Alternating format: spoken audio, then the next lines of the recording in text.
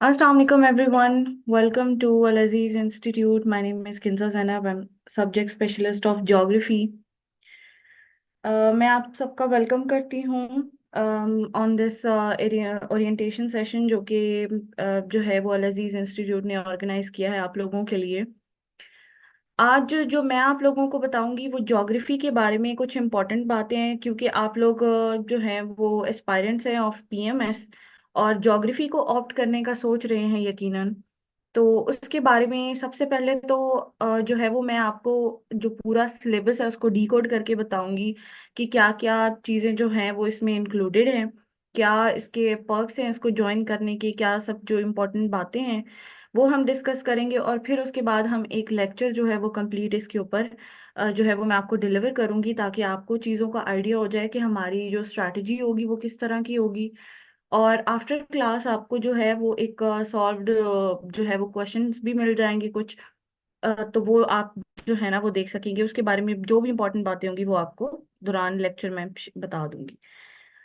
तो सबसे पहले तो देख लेते हैं कि अगर आप पीएमएस जो है वो उसके अंदर 2023 या 4 जो भी बनता है उसके अंदर अगर आप सोच रहे हैं कि आपने ज्योग्राफी को जो है वो एज एन ऑप्शनल जो है वो ऑप्ट करना है, तो ये ऑब्वियस सी बात है, आपको पता है कि वो 200 मार्क्स जो है वो होल्ड करता है। ठीक है, और इसमें दो पेपर होंगे, पेपर 1 और पेपर 2।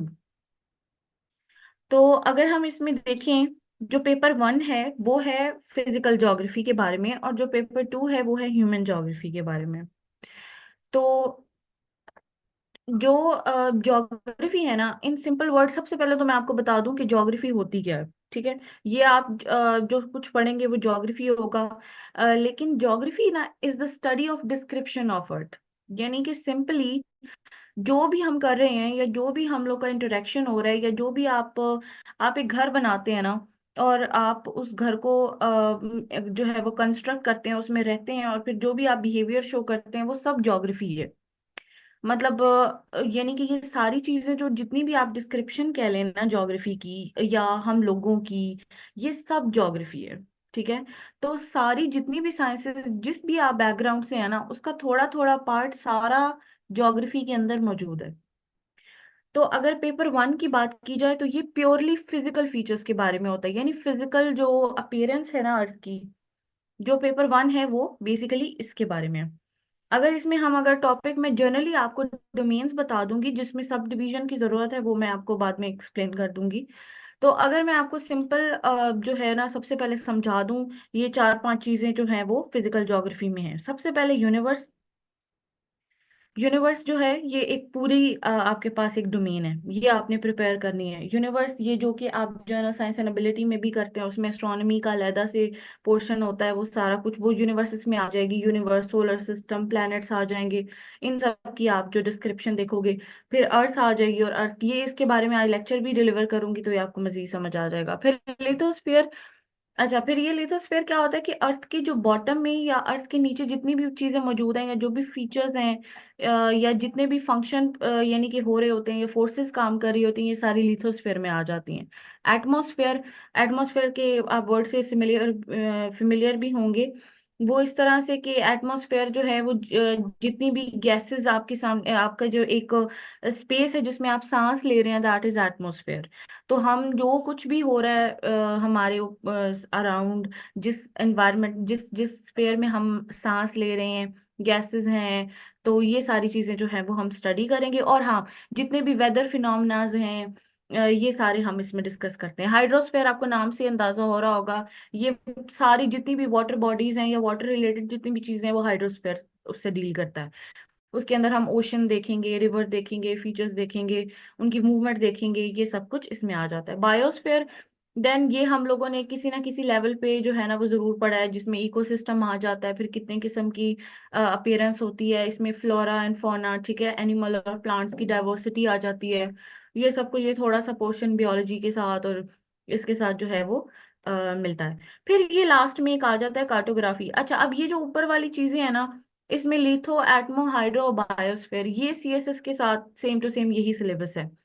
अब यूनिवर्स और कार्टोग्राफी ना ये पीएमएस में थोड़ा एक्सटेंडेड साइड पे आ जाता है, इसके अंदर ये दोनों चीजें डिफरेंट है। अब कार्टोग्राफी क्या है, ये भी एक जर्नल मैं आपको डोमेन बता रही हूँ। इसमें हम ना इस तरह की चीजें देखते हैं, जैसे आप अर्थ को मेजर करते हैं। अर्थ को मेजर करने के डिफरेंट तरीके होते हैं, मैप्स होते हैं, फिर आजकल सैटेलाइट सिस्टम आ गया, एडवांस वर्जन आ गया है। तो हम उसके बारे में जो है ना वो देखते हैं। और ये सैटेलाइट के क्वेश्चन तो अब बड़ा इंपॉर्टेंट पार्ट बन गए हैं, एग्जाम का जरूर आते हैं। रिमोट सेंसिंग, जीआईएस, ये इसके बारे में क्वेश्चनिंग होती है। जो पास्ट मेथड है और जो न्यूएस्ट मेथड है, तो ये इससे डील करता है। फिर आ जाते हैं पेपर टू पे। ठीक है, ये जो पेपर वन है ना, इसके मैं अगर आपको पर्क्स बताऊं तो सबसे जो अच्छी बात है ना, ये वो वाला पोर्शन है ना जो कि बुकिश पोर्शन है। यानी कि आप जो देखोगे, आप वहां पे लिखोगे, आप साथ में इसकी डायग्राम बनाओगे। डायग्राम्स बड़ी इंटरेस्टिंग मतलब होती हैं। आप डायग्राम बनाओगे और आप जो है ना वो मैक्सिमम इसमें स्कोर कर सकते हो, कोई इसमें मसला नहीं है। कोई इसमें आपका ओपिनियन नहीं है, कोई इसमें आपको खुद से जो है वो क्वेश्चन को वो कंस्ट्रक्ट नहीं करना। हर चीज आपको मिली जो बनी बनाई मिल जाती है, और आप उसको बस जो है ना वो रिमेम्बर करते हो, उसका कुछ आइडिया लेते हो और आप उसको कर लेते हो। ठीक है, अब पेपर टू की तरफ आ जाते हैं। अब ये जो पेपर टू में जो टॉपिक है ना, इसमें तीन मेन मैं आपको डोमेन्स बता देती हूँ: ह्यूमन ज्योग्राफी, इकोनॉमिक ज्योग्राफी और रीजनल ज्योग्राफी। ह्यूमन ज्योग्राफी में आ जाता है सबसे पहले इन्वायरमेंट। अब हम ह्यूमन है ना, तो हम इन फिजिकल फीचर्स को जो हमने यहाँ देखे हैं, इन सबको यूज कर रहे हैं, तो हम कुछ ना कुछ एनवायरनमेंट क्रिएट कर रहे हैं और उसके ऊपर कुछ इम्पैक्ट डाल रहे हैं। वो सब इन्वायरमेंट में आ जाएगा। फिर पॉपुलेशन। पॉपुलेशन के अंदर हम देखेंगे कि हम एज अ पॉपुलेशन जिस तरह से पॉपुलेशन यानी कि हो रही है, इसमें फैक्टर्स देखे जाते हैं कि दुनिया के कुछ पार्ट में आप देखें पॉपुलेशन ज्यादा है, कुछ पार्ट में बिल्कुल कम है। और उसकी क्या क्या फैक्टर्स होते हैं, उसकी कितनी थेरीज होती हैं, ये सब इसमें आ जाता है। फिर अर्बन ज्योग्राफी। अच्छा, फिर पॉपुलेशन रह रही है, फिर कुछ सिटीज में रह रही है, कुछ रूरल एरियाज में रह रही है। वो सारी चीजें ये डील करता है। सेटलमेंट किस तरह से होती है, वो हिरार्की, और अगर किसी ने सोशियोलॉजी इस तरह पढ़ा है तो उनको इस चीज का आइडिया होगा। ये सब हम इसमें देखते हैं। फिर इकोनॉमिक ज्योग्राफी में तीन चीजें इंपॉर्टेंट आ जाती हैं: एग्रीकल्चर, इंडस्ट्री और रिसोर्सेज। अब एग्रीकल्चर जो थी ना, ये ग्रीन रेवोल्यूशन भी जिसको हम कह सकते हैं, ये सबसे पहले मतलब कि प्राइमरी चीज हमारे पास आई थी। यानी इंसान पहले आया, वो गैदरिंग करता था, फिर हंटिंग करता था, फिर आहिस्ता आहिस्ता वो फार्मिंग की तरफ गया और वहां से एग्रीकल्चर इवॉल्व होना शुरू हो गया। तो हम एग्रीकल्चर के बारे में तमाम चीजें देखते हैं दैट किस लैंड के लिए, क्योंकि अब फिजिकली तो हम पढ़ चुके होते हैं ना एक दफा कि एग्रीकल्चर कहाँ किस किस्म का सुटेबल है, क्या टाइप्स होती हैं, और ये सब चीजें हम डिस्कस करते हैं। फिर इंडस्ट्रीज इसी तरह, इंडस्ट्रीज किस तरह कहाँ लोकेट की जाती हैं, उसके पीछे प्रॉपर थेरीज हैं जो हम देखते हैं कि कहाँ इंडस्ट्री होती है, क्या सुटेबल प्लेस होती है। और फिर रिसोर्सेज जिसमें renewable resources, non renewable resources, ये भी सब इकोनॉमिक ज्योग्राफी में आ जाता है। ठीक है, उसके बाद है एक और चीज। अब ये जो ऊपर चीजें हैं ना, ये सब भी मौजूद है सीएसएस के सिलेबस के साथ, लेकिन ये जो रीजनल ज्योग्राफी है, ये बड़ी इंटरेस्टिंग और अच्छी चीज है। वो ये है कि रीजनल ज्योग्राफी में ना आपने रीजन देखना होता है। अब जैसे आपके पास कॉन्टिनेंट है ना, तो आपके पास मतलब 7 कॉन्टिनेंट हैं, उसके अंदर फिर रीजन है: North Asia, South Asia, East Asia, West Asia. अब हम लोग पाकिस्तान, इसमें 8 कंट्रीज आ जाते हैं, फ्रॉम अफगानिस्तान जो कि अब ऑफिशियली पार्ट बन गया साउथ एशिया का। अफगानिस्तान, पाकिस्तान, इंडिया, नेपाल, भूटान, बांग्लादेश, श्रीलंका और मालदीव्स। ठीक है, ये कंट्रीज आ गए। अब आपने ना ये कंट्रीज के लिहाज से जितनी भी चीजें आपने ऊपर देखी है ना, environment, population, urban geography, agriculture, industry, resource, ये सब आपने प्रिपेयर करना है with reference to South Asia. तो यहाँ पे आपको ये चीज हेल्प होगी कि अगर आप वैसे क्वेश्चन सॉल्व कर रहे हो, ठीक है, पॉपुलेशन आपसे पूछ लिया, पॉपुलेशन को एक्सप्लेन करें या वो किस तरह से जो है वो उसका पैटर्न है, तो आप वहां पे साउथ एशिया के रेफरेंस से लिख सकते हैं। ठीक है, तो ये जो है ना, इसमें ये सारा साउथ एशिया के लिहाज से आपने बताना है। पाकिस्तान में आपने एग्रीकल्चर बताना है, पाकिस्तान में आपने इंडस्ट्री बतानी है, या साउथ एशिया में आपने इंडस्ट्री बतानी है कि क्या ज्यादा है क्या, या फिर यहाँ पे लैंड किस किस्म की है, और ये सारी चीजें, फीचर्स वगैरह। तो रीजनल ज्योग्राफी में अब सीएसएस में क्या होता है कि वहां पे होता है उसमें ना आपके पास दुनिया में कहीं से भी आ सकता है। मतलब आपके पास आ सकता है कि नॉर्थ अमेरिका से आप जो है वो आपसे पूछ लिया, वहां का आप बताएं वहां पे किस तरह की बायोम्स हैं, इकोसिस्टम वहां कैसा है। तो यहाँ पे सिर्फ साउथ एशिया तक लिमिटेड होता है, बस आपने ये पढ़ना होता है। ठीक हो गया। तो ये तो था जी पेपर टू का जो है वो पूरा पोर्शन। अब इसमें ये होता है क्वेश्चन, इसमें ये ज्यादा कॉन्सेप्चुअल होता है। तो अब ओवरऑल मैं ये कह सकती हूँ कि जो ज्योग्राफी का सब्जेक्ट है ना, ये 50% बुकिश है और 50% कॉन्सेप्चुअल है। यानी कि आपने जो है वो इसको पढ़ भी लेना है एक दफा, इसकी मेन आपको पता हो, और फिर उसके बाद आपसे आपसे डिफरेंट इसके बारे में कॉन्सेप्चुअल क्वेश्चन आ सकते हैं। आप खुद ब्रेक डाउन करें क्या चीजें नीडेड हैं, क्या हो सकता है क्या, यानी कि आपको बैकग्राउंड नॉलेज के साथ आपसे फ्यूचर जो है ना वो उसके अंदर क्वेश्चंस आ जाते हैं और सारा कुछ। तो ये तो आई होप कि क्लियर हो गया होगा कि मैंने जो है ना वो पेपर वन और पेपर टू आपको बता दिया कि ये सब कुछ हम लोगों ने पढ़ना है। ठीक है। अब हम आगे चलते हैं, और अब ना मैं आपको क्वेश्चन दिखाती हूँ। ये 2022 का क्वेश्चन पेपर है। अब क्वेश्चन किस तरह से आते हैं, अब आप देखें कि ये फिजिकल का अब ये क्वेश्चन है ना, पूरे मैंने क्वेश्चन यहाँ पे लिख दिए हैं। अब अगर आप देखिए, सबसे पहला क्वेश्चन है कि अर्थ की जो है ना वो आपने मोशन बतानी है रिलेटिव टू सन। ठीक है। ये अब सिंपल ऑब्वियस सा क्वेश्चन है, और साथ में उसके फिजिकल इफेक्ट बताने हैं। यानी कि आपने दो किस्म की मूवमेंट करता है अर्थ, वो एक रोटेशन और एक रेवोल्यूशन, जिससे डे और नाइट और सीजन्स चेंज होते हैं। तो वो आपने जो है ना वो एज इट इज उसको बता देना, और उसकी जो जो भी फिजिकल, फिर अब सिर्फ ये इफेक्ट नहीं, और भी बहुत सारी चीजें हैं जो इफेक्ट हो रही होती हैं, तो ये आपके पास आ जाता है। इसी तरह अगर आप सारे क्वेश्चन, किसी भी क्वेश्चन को देख लेना, अगर मैं ये देख रही हूँ कि डिस्ट्रीब्यूशन ऑफ टेम्परेचर और सैलिनिटी, यानी ओशन में टेम्परेचर किस तरह डिफर करता है from shallow water to deep water, और सैलिनिटी यानी कि लेवल ऑफ सॉल्ट किस तरह से करता है, चेंज होता है। तो ये एज इट इज आपने जो है ना वो बुक से उसका पढ़ा होगा, आपको कॉन्सेप्ट होगा, और आप उसको जो है वो आगे लिख लोगे। फिर मैप प्रोजेक्शंस, ये फिर कार्टोग्राफी में से आ जाता है, स्केल्स वगैरह, और इस तरह ये क्वेश्चन एज इट इज आ जाते हैं, और ये फिर आपको ज्यादा मार्क लेने में हेल्प करते हैं। अब यहाँ पे आ जाते हैं, ये दूसरा पेपर है पेपर टू। अगर आप इसमें देखो तो ये यहाँ पे थेरीज, अब यहाँ पे आपसे इस तरह के क्वेश्चन किए जाएंगे, जैसे कि ये एक थ्योरी है सेंट्रल प्लेस थ्योरी। ये बताती है कि सेटलमेंट ना इस तरह से होती हैं, इस तरह से शेप्स में होती हैं। हमारे यहाँ तो खैर ये नहीं है। कुछ कुछ हमारे पाकिस्तान के ना ऐसे सिटीज हैं जो प्लान है, जो ब्रिटिश टाइम से प्लान है, जिसमें एक फैसलाबाद है, एक सरगोदा है। तो ये अगर आप देखिए ना तो बड़ी प्रॉपरली इनके ब्लॉक्स हैं, और उस तरह से एक चौक है मेन, वहां से जो है वो निकल रहा है। तो ये इस तरह की थेरीज होती हैं सेटलमेंट की। तो ये एक थ्योरी है, उसके बारे में आपसे पूछा हुआ है। अच्छा, ये एज इट इज है। फिर अर्बनाइजेशन है, वो कैसे एनवायरनमेंट को इम्पैक्ट कर रहा है, और इसमें क्या क्या मिटिगेशन स्ट्रैटेजीज हो सकती है। मिटिगेशन क्या होता है कि जब नुकसान होने से पहले ही आप कुछ ऐसा कर लेते हैं कि नुकसान हो ही नहीं। अब यहाँ से थोड़ा सा आपसे कॉन्सेप्चुअली पूछा हुआ है कि आप अर्बनाइजेशन अगर इस तरह इम्पैक्ट हो रहा है तो आप उसको कैसे डील करेंगे। ठीक है। इसमें फिर वो वही वाली बात मैंने कहा कि थोड़ा आपको जो है ना वो कंस्ट्रक्ट करना पड़ता है अपने क्वेश्चन को, और इस तरह अगर आप नीचे देखें तो ये देखें क्वेश्चन बिल्कुल साउथ एशिया के रिलेटिवली आ रहे हैं। यानी वो रीजनल ज्योग्राफी का थर्ड पोर्शन बनाने का मकसद सिर्फ ये है कि आपको ना बस वो ऊपर वाली तमाम चीजें जो है वो साउथ एशिया के रेफरेंस से याद करनी है। अब यहाँ पे पॉपुलेशन पूछी भी है, और पूछा हुआ है कि distribution of population in south Asia, और ये सार्क रीजन। अब सार्क जो है ना वो साउथ एशिया की ऑर्गेनाइजेशन, आपने पढ़ी होगी, south Asian association of regional corporation. तो अब एग्रीकल्चर बताएं, लेकिन मेजर कैश क्रॉप्स बताएं सार्क रीजन की, यानी साउथ एशिया की। तो ये इस तरह से इसके क्वेश्चन आते हैं। फिर अब हम देखते हैं। अच्छा, अब ना ये क्वेश्चन करना आपका हक है, लेकिन कुछ ऐसे क्वेश्चन हैं जो कि ऑब्वियस सी बात है कि आपके जहन के अंदर आएंगे, और उनको जो है ना मुझे लगा कि ये आपको बताने चाहिए। एक तो ये क्वेश्चन होता है जो कि होता है फीस वगैरह के रिलेटेड, वो इससे सर डील करते हैं वो सारा कुछ। अब कुछ ऐसी बातें हो जाती हैं जो आप पूछते हैं कि अच्छा मुझे कंफ्यूजन है कि हु कैन ऑप्ट ज्योग्राफी, कौन इसको ऑप्ट कर सकता है या किसके लिए अच्छा है, मतलब कि इस तरह से आप पूछते हैं।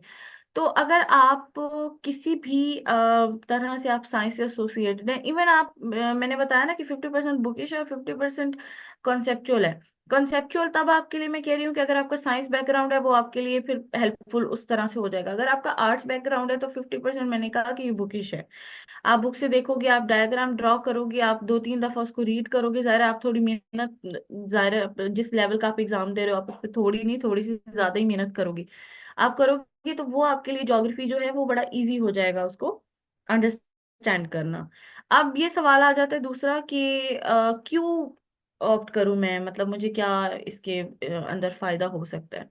ये वही बात आ जाती है जो मैंने आपसे कहा कि अब फिजिकल का मैंने आपको बताया, आप पढ़ोगे, आप लिखोगे, आपको उसके अंदर कुछ जो है ना वो नहीं, अगर आपने अच्छे तरीके से प्रैक्टिस की हुई है डायग्राम की, और आपने अच्छे तरीके से मेहनत की है, उसको रीड आउट किया हुआ है, देखा हुआ है, आपने सिंपल वहां पे जाके एक्सप्लेनेशन दे देनी है, एज इट इज आपके पास क्वेश्चन आएगा और आप उसको आराम से सॉल्व कर सकते हो। ठीक है, तो इस तरह से ये सिंपल है, इजी है। और अगर कुछ आपसे कॉन्सेप्चुअल क्वेश्चन आ भी जाता है तो वो इतना हार्ड लेवल का नहीं होगा, कि वो वैसे ही जनरली क्वेश्चन होगा कि वो आप आराम से उसको ऑप्ट कर पाओगे। ठीक है। हालांकि ये देखने में थोड़ा लेंथी सिलेबस लगता है, लेकिन ये फिर समझने में बहुत आसान हो जाता है। ठीक है। तो उसके बाद ये है कि कितना टाइम जो है वो इसको चाहिए होता है।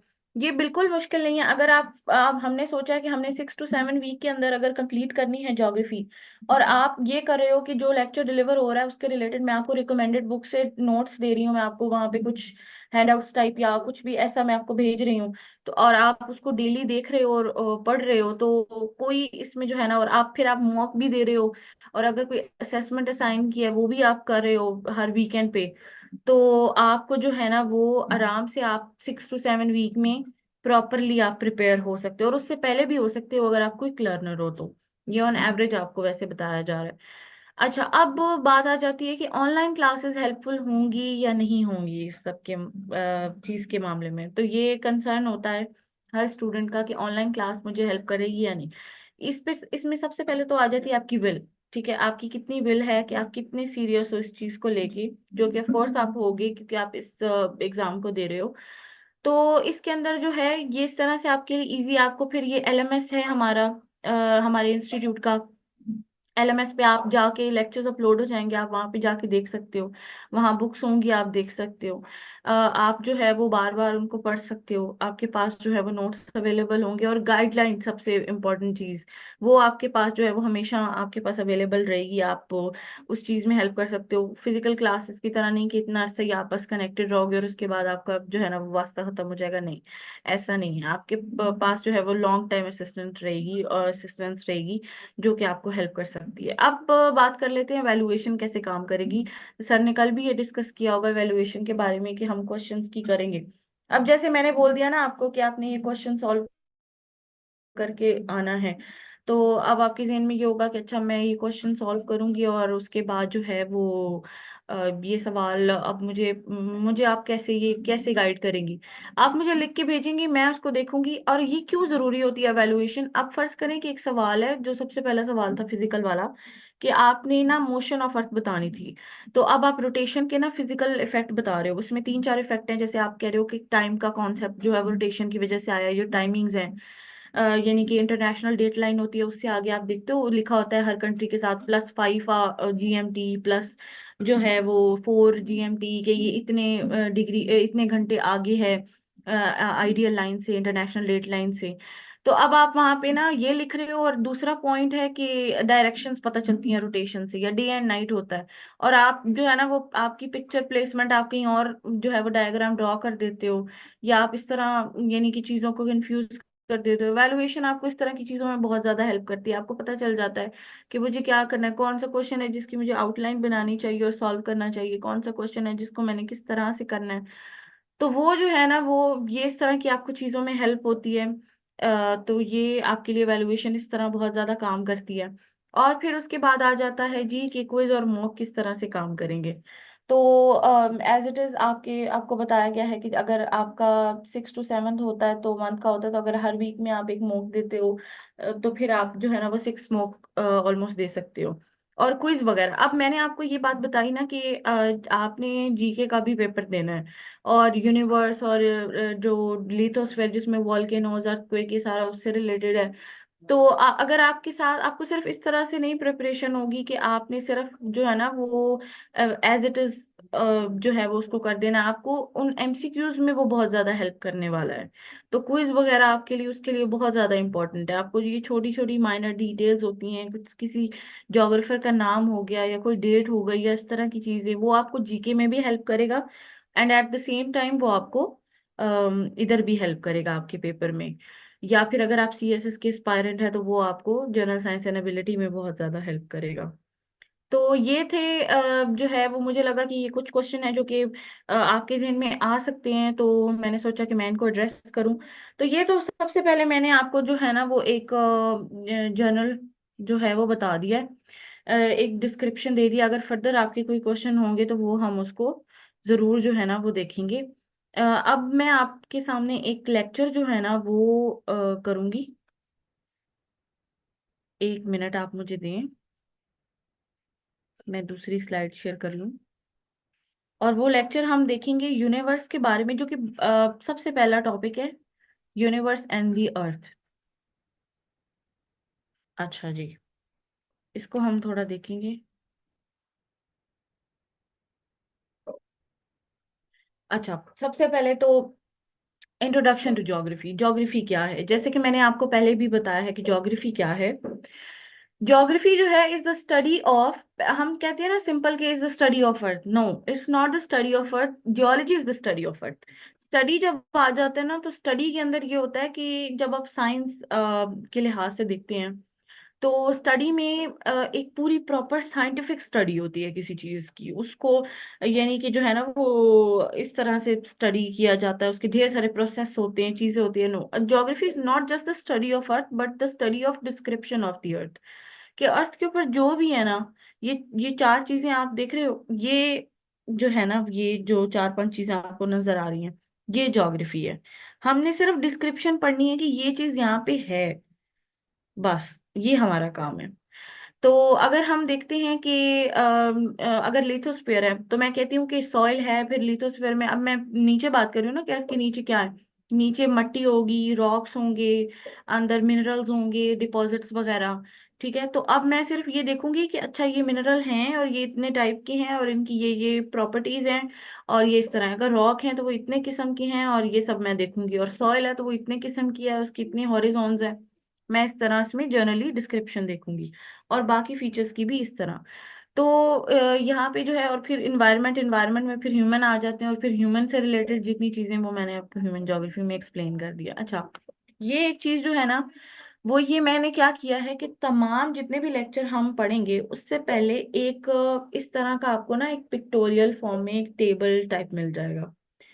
अब अगर आप इसमें देखें ना, ये जितना भी हम लोग का यूनिवर्स है ना, वो सारा इसमें कवर हो रहा है। जो कुछ हमने पढ़ना है वो मैंने यहाँ पे उसको शॉर्टर फॉर्म में यहाँ प्रेजेंट कर दिया। अब जो दी यूनिवर्स वाला जो टॉपिक है, इसके अंदर दो चीजें आ जाती है। सबसे पहले तो हमने जनरली यूनिवर्स को देखना है, और फिर उसके बाद हमने अर्थ को देखना है।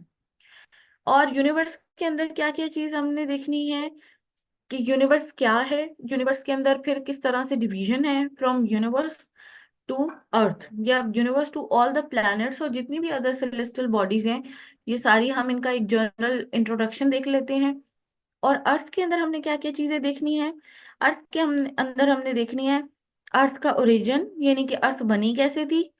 और फिर उसके बाद अर्थ के ऊपर उसकी अपीयरेंस किस तरह की है, यानी अगर वाटर और लैंड है, जो कि बेसिक हमारे पास डिस्ट्रीब्यूशन हम जिसको कहते हैं, कि वो किस किस तरह से है।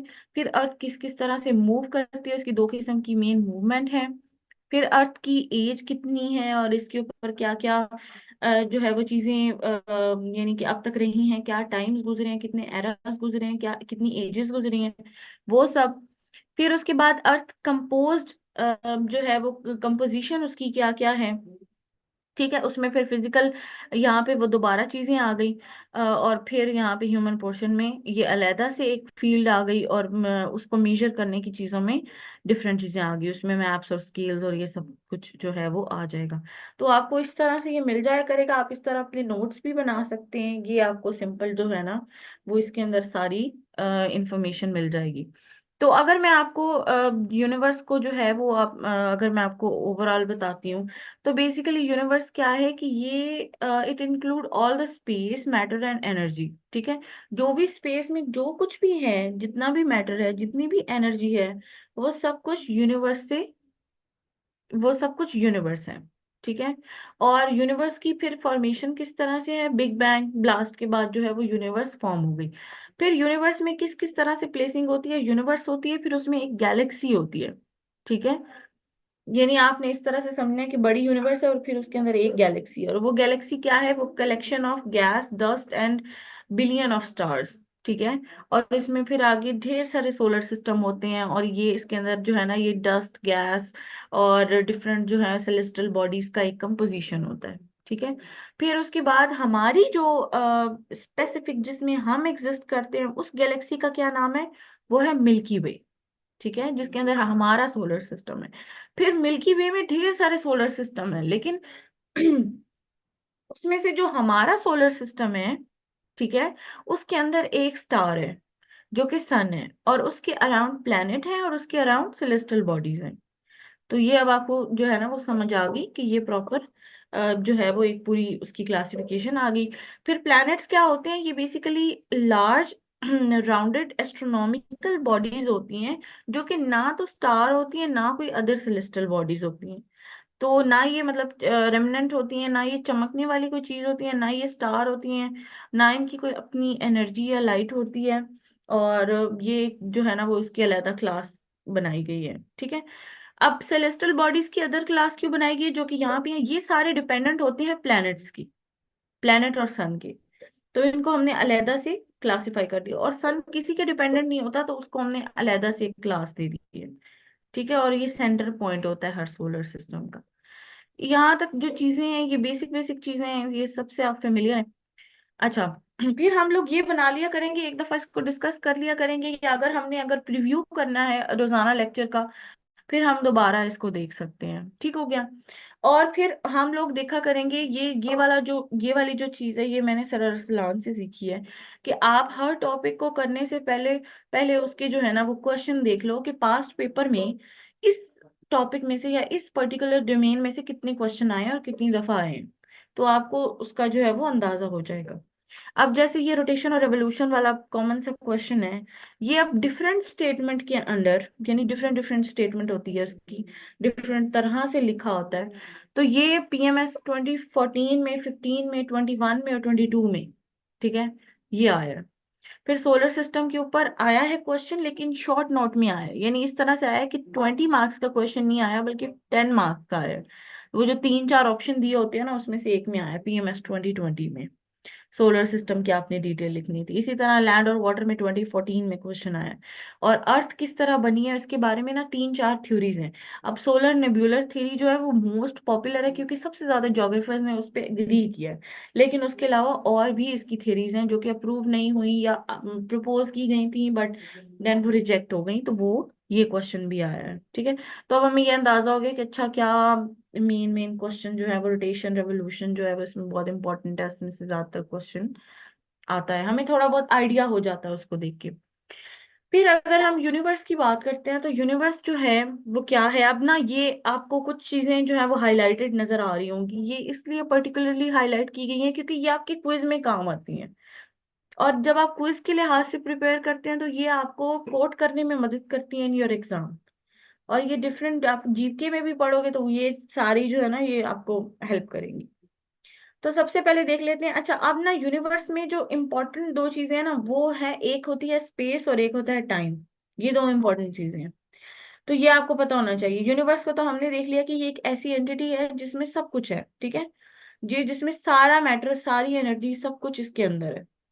और इसके अंदर दो इंपॉर्टेंट चीजें आ जाती हैं फिर, स्पेस और टाइम। स्पेस क्या होती है? एक वास्ट रीजन, ठीक है, जो कि अर्थ के एटमॉस्फेयर जहाँ पे खत्म होता है, क्योंकि अब हम वो तो चीज अर्थ के रिलेटेड पढ़ रहे थे ना, अर्थ का एटमॉस्फेयर जहाँ से खत्म होता है वहां से लेके यूनिवर्स में जो कुछ है वो सब कुछ स्पेस है।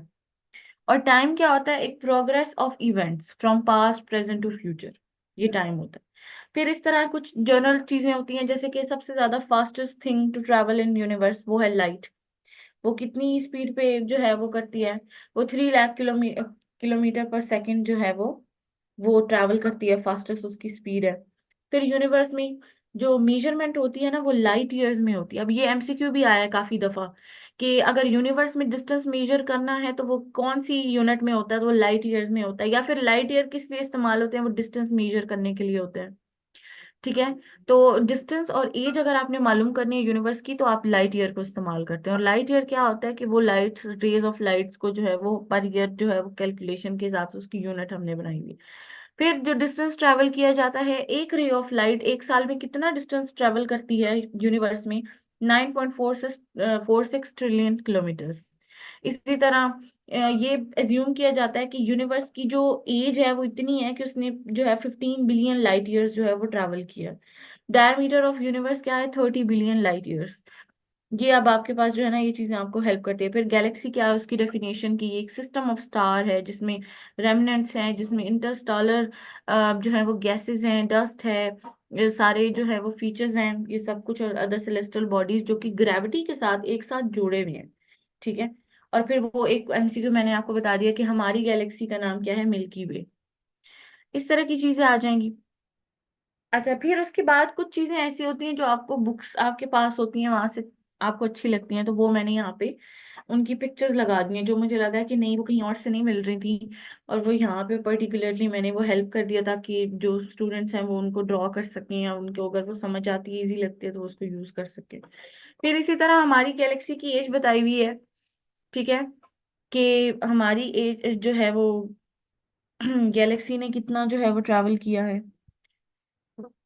उसके बाद आ जाता है लोकल लोकल सुपर क्लस्टर। ठीक है। तो अच्छा, यहाँ पे अगर आप इमेज देखिए ना, ये एक तरीके से प्रेजेंटेशन है। ठीक है। यूनिवर्स की एक खास किस्म की प्रेजेंटेशन है। इसके अंदर अगर आप देखेंगे तो यूनिवर्स में क्या होता है कि बेसिकली एक लोकल सुपर क्लस्टर होता है। ठीक है। एक बड़ा सा क्लस्टर होता है, उसके अंदर फिर एक छोटा सा लोकल होता है।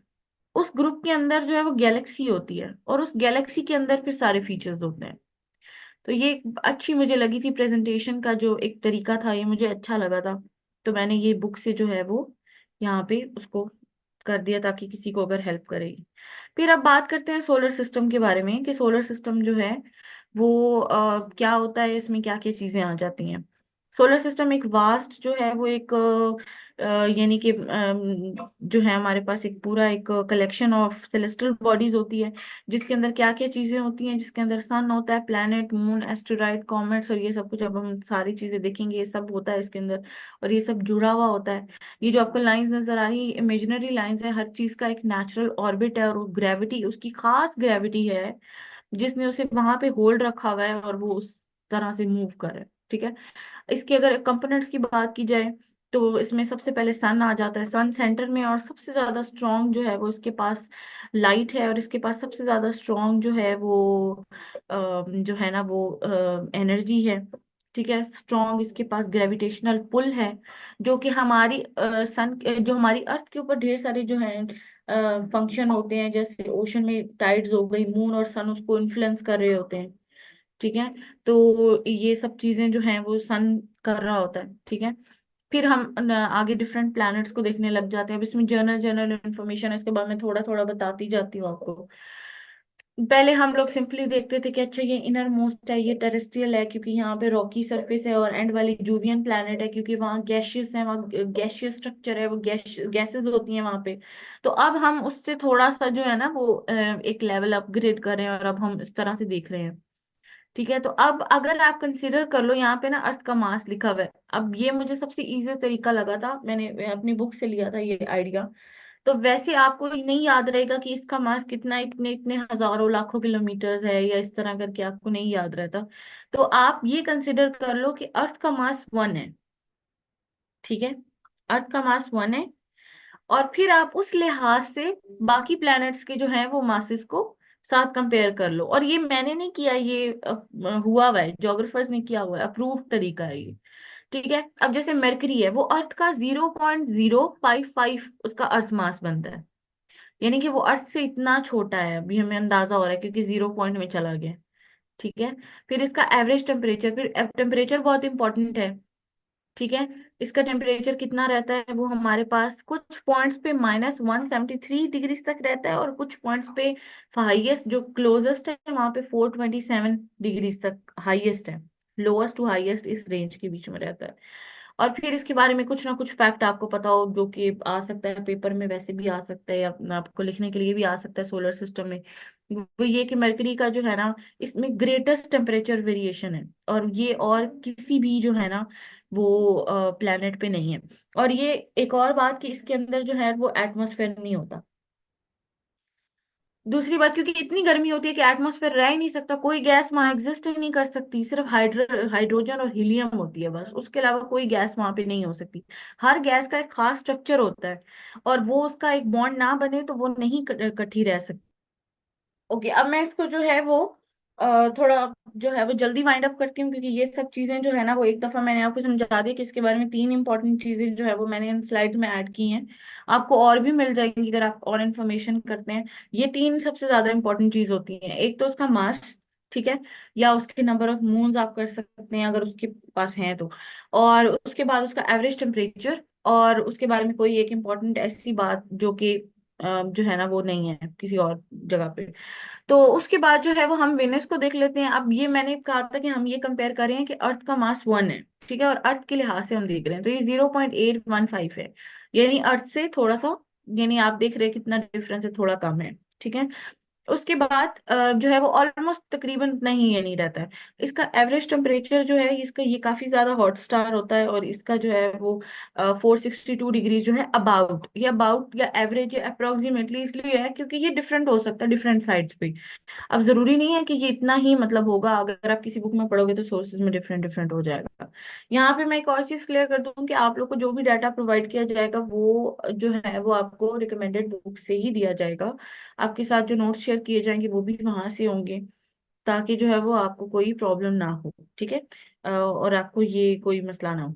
फिर अगर देखा जाए विनेस पे क्या होता है कि एक थिक टॉक्सिक एटमॉस्फेयर होता है, ठीक है, जिसमें ज्यादा कार्बन डाइऑक्साइड होती है, और वहां पे इसीलिए ज्यादा ग्रीन हाउस जो है वो जो है वो प्रोड्यूस होती है, ज्यादा कार्बन डाइऑक्साइड होने की वजह से, इसीलिए तो बहुत ज्यादा हीट होती है वहां पे, ठीक है, और ये हॉटेस्ट प्लैनेट है हमारे सोलर सिस्टम का। फिर अर्थ आ जाता है, उसका हमने ऑलरेडी बोला था 1 मास कंसिडर करें, हमारे पास एक मून है, ठीक है, जिसको हम लूनर भी कहते हैं, और एवरेज टेम्परेचर जो है अबाउट 15 to 25 तक ये तकरीबन जो है ना वो होता है कुछ पॉइंट्स पे, क्योंकि लोएस्ट है तो हम ऑन एवरेज ले रहे हैं, ठीक है। और ये एक ही ये ऐसा प्लैनेट है जो कि लाइफ को सपोर्ट करता है, यहाँ पे लिक्विड है, यहाँ पे डाइवर्स जो है वो एटमॉस्फेयर है, ये सब चीज इसमें आ जाती हैं। फिर अगर हम देखते हैं मार्स को, इसका 0.107 इसका अर्थ मास है। इसका एवरेज जो टेम्परेचर है वो है -63 डिग्री से इतना रहता है इसके ऊपर। अच्छा, ये रेड कलर का है, इसके ऊपर सारा रेडिश जो है ना वो मार्स के ऊपर जो है ना वो यानी कि आपको देखने को मिलेगा। और यहाँ पे सबसे ज्यादा जो है ना वो वोल्केनोज के जो है ना वो एक खास किस्म का फीचर होता है, कैनियंस, ये हम आगे पढ़ेंगे जब हम फिजिकल ज्योग्राफी पढ़ेंगे। वो तब प्रोड्यूस होता है, वो एक डीप सा डिप्रेशन होता है, जहां से वोल्केनो फूटता है ना वो वहां पे डिप्रेशन सा बन जाता है जब वो ठंडा होता है। तो यहाँ पे सबसे ज्यादा है, और इसी वजह से जो है वो वहां पे ऐसे रॉक्स हैं जो कि जो है वो रेड कलर के हैं, और ये पूरा रेडिश जो है वो हमें देखने को मिलता है। उसके बाद जुपिटर, इसका मास काफी बड़ा है। अब ये 1 हमने अर्थ कंसिडर किया था, और उसके 318 अर्थ मासेस, यानी उससे 317 टाइम्स जो है ये जुपिटर बड़ा है। इसका टेम्परेचर जो, अब हम जब जुपिटर से आगे मूव करते हैं ना तो ये सारे आ जाते हैं जोवियन प्लैनेट। ये वो हैं जिनकी सरफेस गैस है, बेसिकली इनके कोई खास सरफेस नहीं है, बस ये गैस है, ये जायंट बॉल ऑफ गैस है, ठीक है। और इसका जो टेम्परेचर है वो लोएस्ट आप देख रहे हैं -175 डिग्री तक अप्रोक्सीमेटली है। और ये एक गैस का जायंट जो है वो मैसिव एक स्ट्रक्चर है जो कि मैग्नेटिक फील्ड के साथ जो है वो जुड़ा हुआ है। और इसका जो है वो इसके ऊपर जो है वो ज्यादा स्टॉर्म्स वगैरह आते हैं। ग्रेट रेड स्पॉट इसका एक जो है वो नाम है। और इसके बाद सैटर्न आ जाता है, 95 टाइम्स ये अर्थ से ज्यादा, 94 टाइम्स बेसिकली ये अर्थ से ज्यादा इसका मास है। इसका भी टेम्परेचर फिर जैसे जैसे अब ये अबव जाएगा लोएस्ट होता जाएगा, -173 डिग्री। सैटर्न जो है वो इसके रिंग की वजह से काफी स्टनिंग होता है, काफी प्रिटी होता है, और इसको इसलिए भी जाना जाता है, इसके बेसिकली 7 रिंग्स होते हैं। अब आप सोचेंगे ये रिंग्स क्या होते हैं, ये रिंग्स जो होते हैं ये बेसिकली सिर्फ जो है वो रॉक्स ही होते हैं जो कि ज्वाइन हुए हुए होते हैं खास किस्म की फोर्स के जरिए। और ये जो है ना वो रिंग्स, इसमें कुछ जो है रॉकी पार्टिकल्स होते हैं, कुछ इसमें कॉमेट्स होते हैं, आइस बॉडीज होती हैं, रॉक्स का डेब्रिस होता है, ये जो भी मूवमेंट हो रही होती है बस ये इसका काफी ज्यादा वो स्ट्रांग होता है ना इसका अट्रैक्शन, यानी कि इसकी अपनी जो ग्रेविटी है वो काफी ज्यादा होती है, वो उनको जो है वो अपने अराउंड रखती है, और ये हमें देखने को मिलता है। उसके बाद आ जाता है यूरेनस। ठीक है, ये 14 जो है वो टाइम्स अर्थ के मास से ही ज्यादा बड़ा होता है। इसमें -224 डिग्री टेम्परेचर होता है। और जो है वो इसकी जो है ना, अच्छा अब ये सारे जो है ना, इसकी अपनी एक रोटेशन की उल्टी रोटेशन में, यानी कि जो बाकी सारे अगर क्लॉकवाइज मूव करते हैं प्लैनेट्स, तो ये एंटी क्लॉकवाइज मूव करता है। तो ये इसकी खास जो है ना यूरेनस की बात है। और इसका फेंट ब्लूइश सा कलर, क्योंकि यहाँ पे मीथेन गैस होती है। सबसे ज्यादा जो गैस पाई जाती है वो मीथेन गैस होती है, इसलिए इसको ये इसलिए जाना जाता है। तो ये अब ये कुछ चीजें हैं जो आपके एमसीक्यूज में आपको काफी हेल्प कर सकती हैं। फिर नेपच्यून आ जाता है। ठीक है, ये वैसे तो ड्वार्फ प्लेनेट है। अब ये हमें हमारे जो सोलर सिस्टम है ऑब्जर्व नहीं किया जाता, ये है सही, ऐसा नहीं है कि ये खत्म हो गया। बस हमारी जो मिल्की वे है, ये जो हमारा सॉरी सोलर सिस्टम है, एक मिल्की वे में ढेर सारे सोलर सिस्टम है। ये बस उससे थोड़ा जो है ना वो आउटजोन हो गया है। ठीक है, ये फार्देस्ट है, इसको डवार्फ में भी डाल दिया। और ये आइस इसमें ज्यादा है, ये इसको आइस जॉइंट के नाम से भी ये जाना जाता है। अब हम आगे चलते हैं। ठीक है, ये मैंने एक टेबल शेयर किया था फिर स्टूडेंट के लिए, जिनको अगर distance from sun, distance from earth, या जिस तरह से भी देखना है, उनके रोटेशन का कितना टाइम है, वो सब कुछ देखना है। तो ये मेरी बुक में बहुत अच्छा डाटा था। ये मैंने यहाँ पे स्लाइड में लगा दिया था, ये वो वहां से इस्तेमाल कर सकते हैं इसको।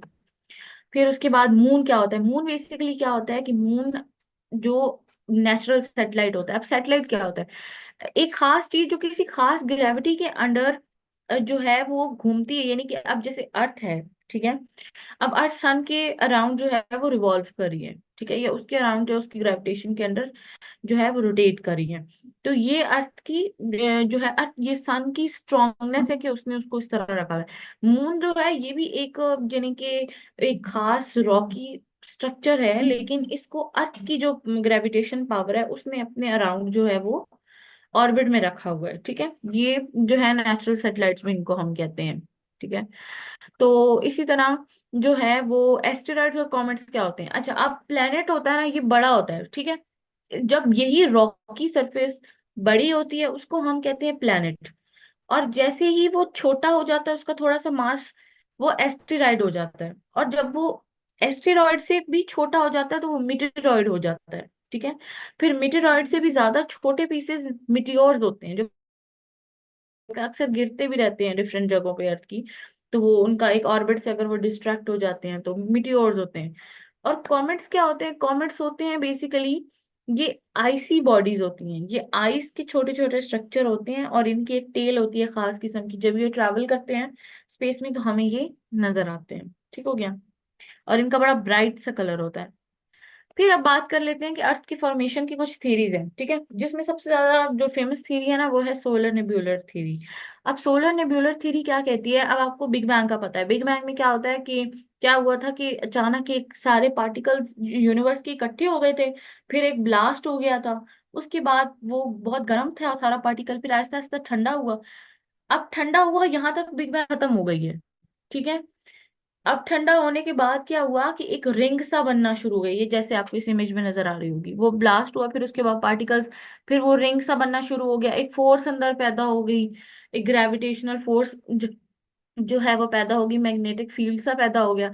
और वो स्पाइरल्स बनाता गया, और वो जिस जिस तरह से वो घूमता गया, स्पाइरल्स फेंकता गया, तो साथ साथ कुछ ना कुछ मैटर भी फेंकता गया। जैसे आप कोई चीज घुमाते हैं और उसके एक एंड पे अगर कोई चीज लगी हो तो वो आगे आगे फैलता रहता है। ये वजह शोज में जब वो आग का वो कोई चीज करते हैं तो उसकी जो शोले होते हैं बाहर निकल रहे होते हैं। तो जैसे जैसे वो जो अब मैटर जो है वो गिरता रहा, उसकी स्पिनिंग की वजह से वो ठंडा होके प्लैनेट्स बन गए। ये सिंपल जो है ना सोलर नेब्यूलर थ्योरी है। और ये हुआ कब, अबाउट 4.6 ईयर अगो। ठीक है, तो इसको जो वो जो चीज घूम रही थी, वो जो मास घूम रहा था, उसको नेब्यूला कहते हैं, इसलिए इसे सोलर नेब्यूलर थ्योरी कहते हैं। सिंपल। और वो एक डिस्क सी क्रिएट करता है। ये डिस्क आपके पास नजर आ रही है, ये बस घूमती गई और साथ में मैटर आसपास फेंकती गई, और वो ठंडे होके प्लेनेट बन गए। जो उसका सेंट्रल पॉइंट था वो सन बन गया। ये सिंपल सोलर नेब्यूलर थ्योरी है अर्थ की। अर्थ की फॉर्मेशन की भी यही है, और अगर किसी और प्लेनेट के नाम से भी आ जाता है तो उसकी भी यही थ्योरी है। सब प्लैनेट्स, एस्टेरॉइड्स, कॉमेट्स के लिए यही वाली थ्योरी मोस्ट वैलिड है। ठीक हो गया। अब उसके बाद आ जाता है जी कि जो है वो, एक मिनट, ओके। तो अर्थ के अंदर जो है फिर, अच्छा फिर अर्थ किस तरह फॉर्म हुई, अब सारे फिर सारे आगे प्लैनेट्स एक तरीके से फॉर्म नहीं हुए। फिर आगे प्लैनेट की फॉर्मेशन के डिफरेंट तरीके थे। अब जैसे अर्थ थी, फिर अर्थ में क्या हुआ, जो सबसे ज्यादा हैवी मेटल था अर्थ के ऊपर, आयरन और निकल, जिसको हम कहते हैं कि बिल्कुल बॉटम ऑफ द अर्थ में है, वो सबसे नीचे चला गया। फिर लाइटस्ट लाइटस्ट लाइटस्ट लाइटस्ट जो है वो चीजें बनी, और फिर हमारा क्रस्ट बना। ठीक है। इसी तरह अगर कोई जूवियन प्लैनेट है तो वो गैसेस की उनकी डिफरेंट डिफरेंशिएशन वहां पे हो जाती है। फिर इसी तरह टेम्परेचर ठंडा होता रहा, फिर कॉमेट्स गिरते रहे, आइस हुई, फिर जिसको आइस एज के नाम से आपने वो कार्टून्स भी देखे होंगे। फिर आइस एज आई, उसको प्लेस्टोसीन एज भी कहते हैं। ये हम जियोलॉजिकल टाइम स्केल में आगे पढ़ेंगे सारी चीजें डिटेल में। और हमारे पास जो है वो ओशन की फॉर्मेशन हुई, और जैसे वो ठंडी हुई, वाटर हुआ, ज़ाहिर है वाटर ने इंटरेक्ट किया बाकी चीजों के साथ, फिर हमारे पास जो है वो गैसेस बनना शुरू हुई, डिफरेंट जो है वो केमिकल रिएक्शंस हुए। और इस तरह हमारे पास लाइफ का ओरिजिन हुआ about 3.5 to 4 billion year ago. ठीक है। उसके बाद हम देखते हैं और भी थ्योरीज हैं, जिसमें से एक रोटेशनल और टाइडल थ्योरी। अब आपने शुरू में देखा होगा 2016 में क्वेश्चन आया था कि अर्थ की जितनी भी थ्योरीज हैं ओरिजिन की वो सारी बताएं। फिर उसमें रोटेशनल थ्योरी है, उसमें भी ये है कि अर्थ जो है वो उसमें यही है, बस हमने जिसको नेब्यूला का नाम दिया वहां पे एक रोटेटिंग स्टार का नाम आ जाता है, कि एक स्टार रोटेट कर रहा था, और उसके रोटेट करने से क्या हुआ, उसके पास एक स्टार था गैस, और एक उसके पास स्टार आया, दे केम क्लोज, उनके दरमियान कोलिजन हुआ, और फिर डिफरेंट जो है वो ढेर सारे और प्लैनेट्स जो है वो उनके कोलिजन की वजह से बन गए। ठीक है, एक ब्लास्ट टाइप, एक ब्लास्ट हुआ। लेकिन फिर बहुत सारी इसमें अंदर आ जाती हैं एक्सेप्शंस कि नहीं ब्लास्ट नहीं हुआ। फिर चैम्बरलेन एंड मोल्टन थ्योरी, ठीक है, ये बड़ी फेमस एक थ्योरी थी, आपको इसकी पिक्चर भी आगे नजर आ रही होगी। तो ये भी यही कहती है कि सन के अंदर से जो है ना ये प्लैनेट्स निकले हैं। सन जो है वो रोटेट किया, और वहां से जो है वो जो है वो ऐसी इरप्शन आर्म क्रिएट हुई कि वो स्टार्स जो हैं वो बने, प्लैनेट्स वगैरह बने।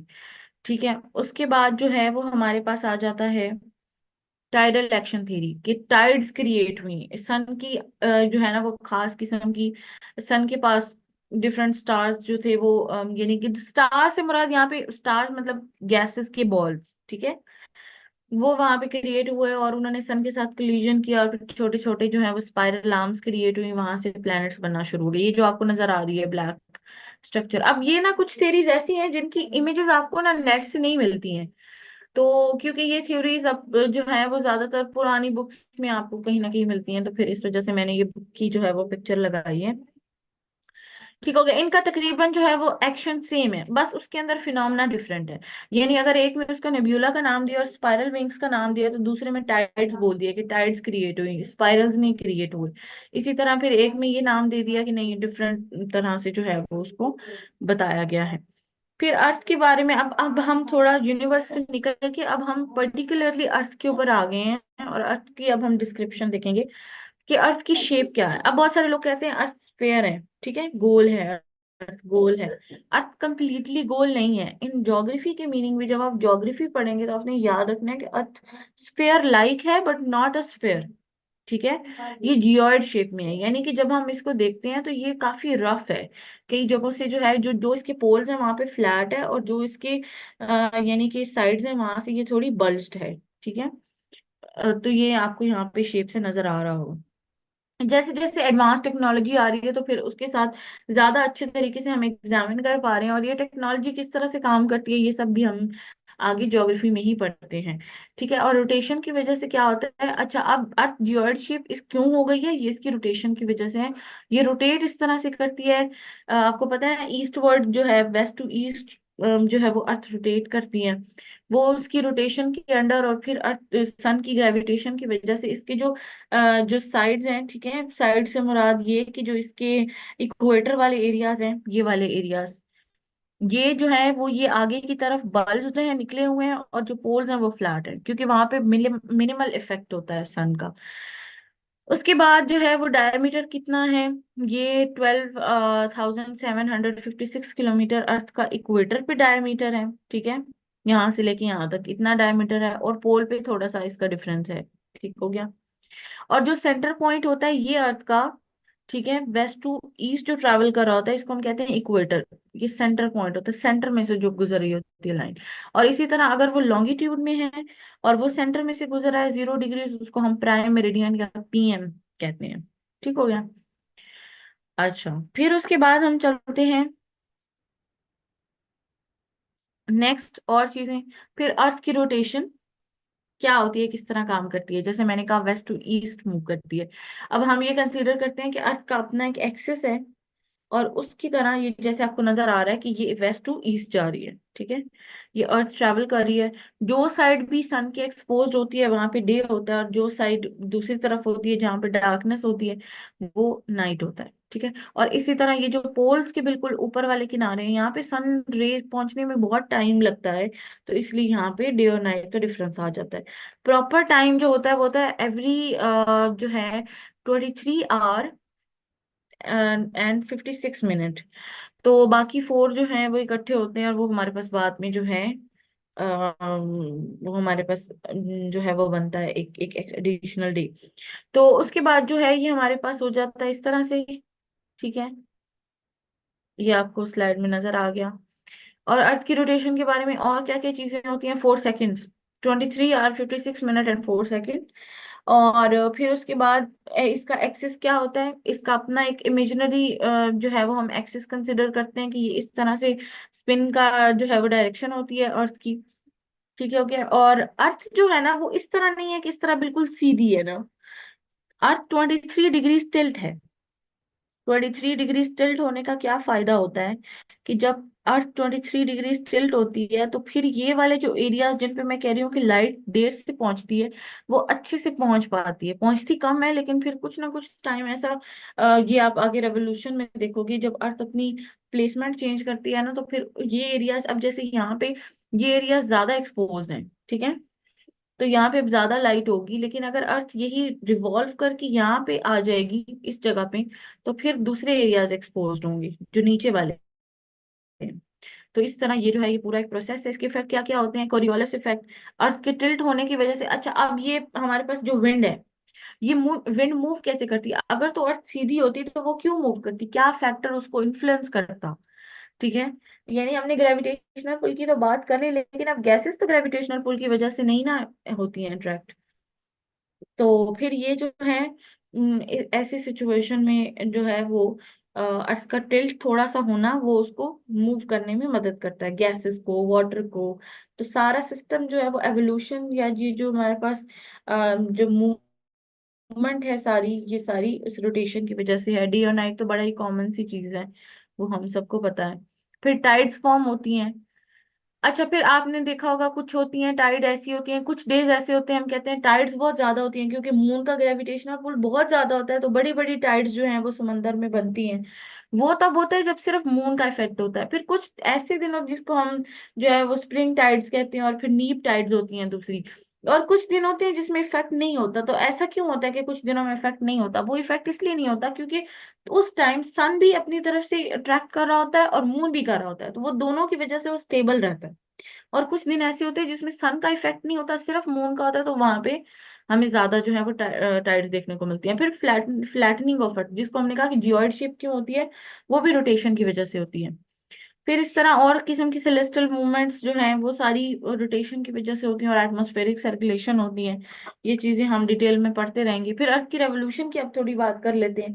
अब ये एक साथ अपनी एक्सिस में तो रोटेट कर ही रही है, लेकिन साथ ही साथ एक और मूवमेंट अर्थ कर रही है, वो सन के अराउंड पोजीशन चेंज करी है। अब ये यहाँ पे एक्सिस चेंज हो गए। इसी तरह ये जो यहाँ पे जब अर्थ होगी, ठीक है, तो इसका आप देखें एक्सपोज्ड एरिया और किस्म का है, लेकिन यहाँ पे अर्थ होगी तो इसकी एक्सपोज्ड एरिया और किस्म का है। इसी तरह से ये चेंज होता रहता है सारे पोल्स के लिए, ताकि ये जो साउथ पोल पे भी लाइट पहुंच सके और नॉर्थ पोल पे भी लाइट पहुंच सके। तो ये सारी जो है मूवमेंट है, ये रेवोल्यूशन ऑफ अर्थ कहलाती है, ठीक है। और अर्थ का जो एक साइकिल या ऑर्बिट आप कह लो, वो भी राउंड नहीं होता, क्योंकि अर्थ की शेप अगर जो है वो हमारे पास थोड़ी सी, अर्थ की अगर पोजीशन अगर थोड़ी सी टिल्टेड है ना, तो जो एक पूरा जो साइकिल बनता है वो भी स्फेयर नहीं होता, वो भी एलिप्टिकल होता है थोड़ा सा, ठीक है। तो एलिप्टिकल होने की वजह से क्या होता है, वो आगे आपको ना बहुत अच्छी उसकी प्रेजेंटेशन नजर आएगी। एलिप्टिकल होने की वजह से क्या होता है कि कुछ कुछ दिनों में अर्थ जो होती है वो सन के बहुत करीब आ जाती है, कुछ दिनों में अर्थ जो है वो सन से बहुत दूर चली जाती है।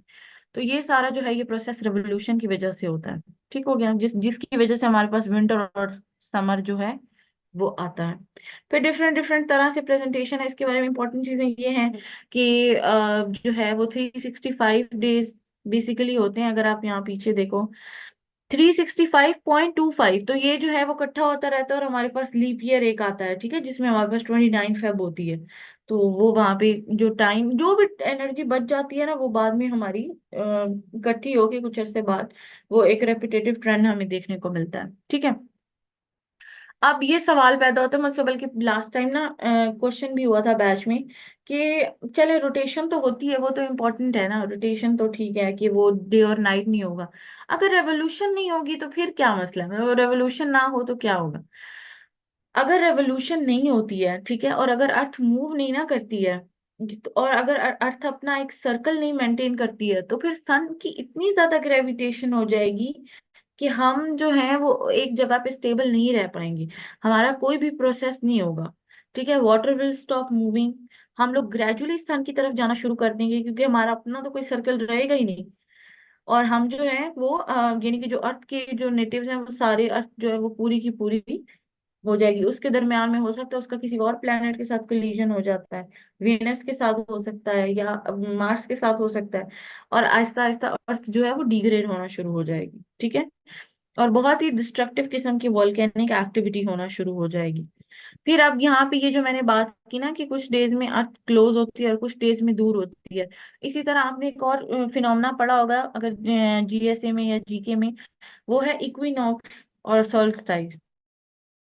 वो मैं आपको बताती हूँ कि कुछ दिन ऐसे होते हैं जिस दिन बहुत लंबा दिन, आप सुनते हैं कि आज बहुत लंबा दिन होगा, आज बहुत छोटा दिन है, इसी तरह कुछ नहीं, बराबर दिन रात बराबर, और इसी तरह जो है ना ये जो पूरा एक जैसा देखने को मिलता है, ये सब भी रेवोल्यूशन की वजह से होता है। ठीक है, तो हमें ये सीजन देखने को मिलते हैं। अच्छा, अब ये जो सर्कल है ना अर्थ की रेवोल्यूशन का, वो इस तरह राउंड नहीं है, बल्कि एलिप्टिकल है। और ये एलिप्टिकल इस तरह मूव करता रहता है, ये कभी ये इस तरह से अर्थ इधर आ जाती है, पास हो जाती है, और कभी दूसरी, जाहिर है एक तरफ से अगर पास आएगी तो दूसरी तरफ से बिल्कुल ही दूर चली जाएगी। तो अर्थ का जो है ये पूरा तो होता है, यानी कि कुछ दिन अर्थ जो है जैसे जनवरी 3, ठीक है, अर्थ क्लोजेस्ट होती है, ठीक है, सन की, और जुलाई 4 तो फारदेस्ट होती है उन दिनों में। ये सारी चीजें हमारे पास आ जाती हैं। फिर रेवोल्यूशन के डिफरेंट इफेक्ट हैं, सीजन्स चेंज होते हैं, सनलाइट में वेरिएशन होती है, दिन और रात की लेंथ चेंज होती रहती है, इसी तरह ट्रॉपिक्स और पोल के दरमियान में एक डिफरेंस आ जाता है। इक्वेटर वाले एरियाज गर्म होते हैं, क्योंकि अगर अर्थ कहीं भी होगी ना, अर्थ अगर अपने साइकिल में किसी भी जगह पे होगी, तो इक्वेटर पे तो बराबर ही लाइट आएगी। वो जो रोटेशन है वो सिर्फ पोल एरियाज पे सनलाइट को डिफर करेगी, बाकी जो है वो सेम ही रहेगी। ठीक है, तो ये हमारे पास जो है ना वो एक जोन क्रिएट हो जाती है कि पोल्स सबसे ज्यादा ठंडे, क्योंकि वहां पे कम कम लाइट पहुंचती है और बहुत अच्छा लगता है पहुंचने में। 6 मंथ आपने सुना होगा, 6 मंथ डे 6 मंथ नाइट, वो इसी वजह से होता है। लेकिन इक्वेटर पे तो गर्मी ही रहती है, और ट्रॉपिक्स तो ट्रॉपिकल एरियाज तो गर्म ही रहते हैं, गर्म ह्यूमिड, वहां पे बारिशें ज्यादा होती हैं, इस तरह ज्यादा हमें डाइवर्सिटी इकोसिस्टम देखने को मिलता है, ग्रीनरी, जैसे अमेजोन का फॉरेस्ट हो गया। इंडिया के आप देखें साउथ स्टेट्स कितनी ज्यादा मानसून में होती हैं, तो ये इस तरह का ये जो है ना मौसम रहता है। और अगर आप देखें तो पोलर एरियाज पे ज्यादातर आइसी कैप्स ही आपको देखने को मिलती हैं। ठीक हो गया। फिर अब बात करते हैं ये सोल्स्टिस क्या होता है और ये इक्विनॉक्स क्या होता है।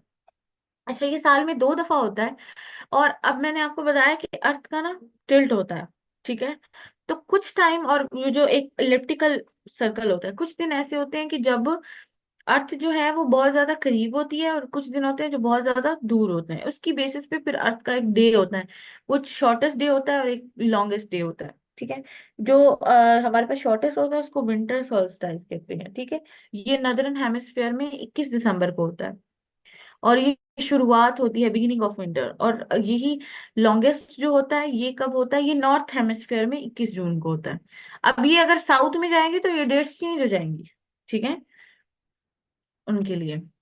इसी तरह इक्विनॉक्स क्या होता है, सनलाइट जो है वो पूरी बराबर हो रही होती है, तो 24 आवर्स का डे होता है, 24 आवर्स की नाइट होती है, इसे इक्विनॉक्स कहते हैं।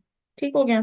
ये नॉर्थ हेमिस्फेयर में इसकी भी खास यानी डेट होगी कि 23 मार्च या 21 सितंबर, कि जो है ना वो सीजन के हिसाब से इसकी भी चेंजिंग होती है। फिर उसके बाद यहाँ पे क्या होता है कि ये, अब मैं सिर्फ आपको बता रही हूँ नॉर्थ हेमिस्फेयर में इक्विनॉक्स का मतलब, इक्वी का मतलब आपको पता है कि इक्वल होता है, इक्वल नाइट और इक्वल डे। ये भी 2 दफा होता है साल में। और इसके अंदर ये 21 मार्च को होता है, स्प्रिंग में और फॉल में। ठीक है। तो उसके बाद आ जाता है जी नेक्स्ट, ये पूरा एक जो है वो एक लगाई गई है, आपको समझ आ जाएगी कि मंथ के हिसाब से किस किस तरह का मौसम।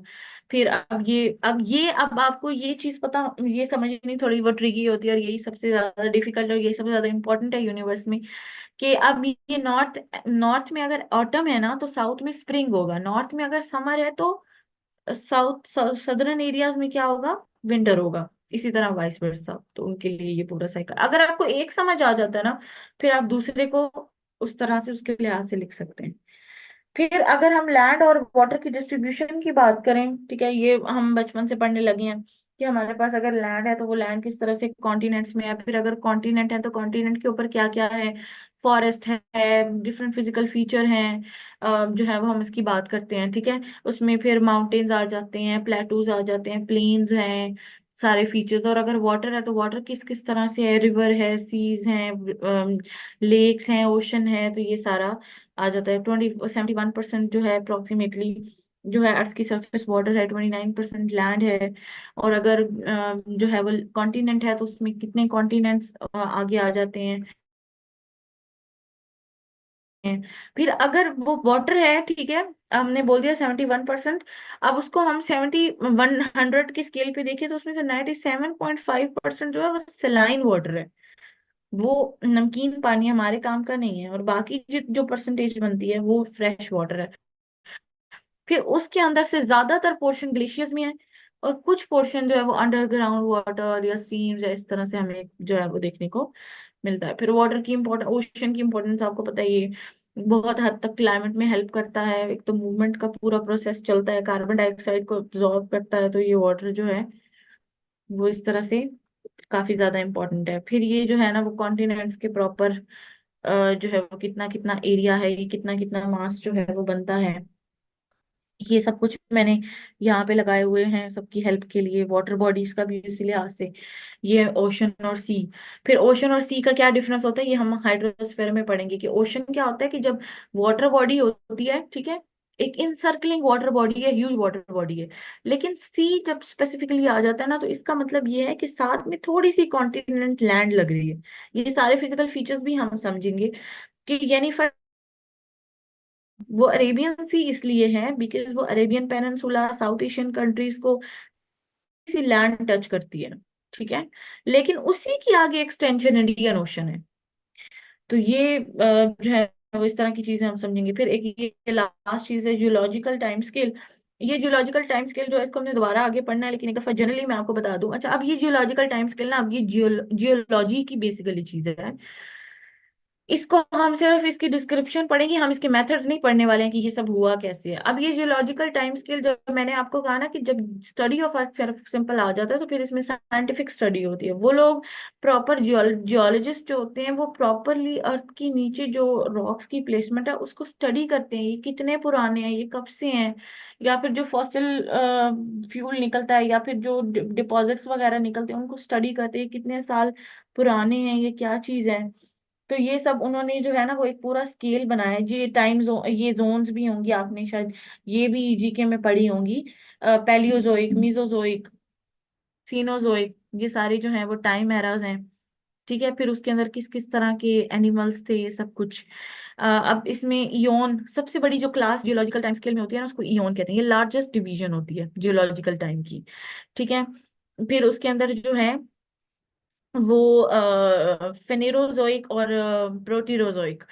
तो जो फर्स्ट वन है वो क्या होता है, वो सबसे रीसेंट जो डिवीजन, यानी जो सबसे करीबी करीबी टाइम पीरियड है, ऑलमोस्ट कुछ मिलियन साल पहले तक का, वो एक क्लास में आ जाता है फेनेरोजोइक में।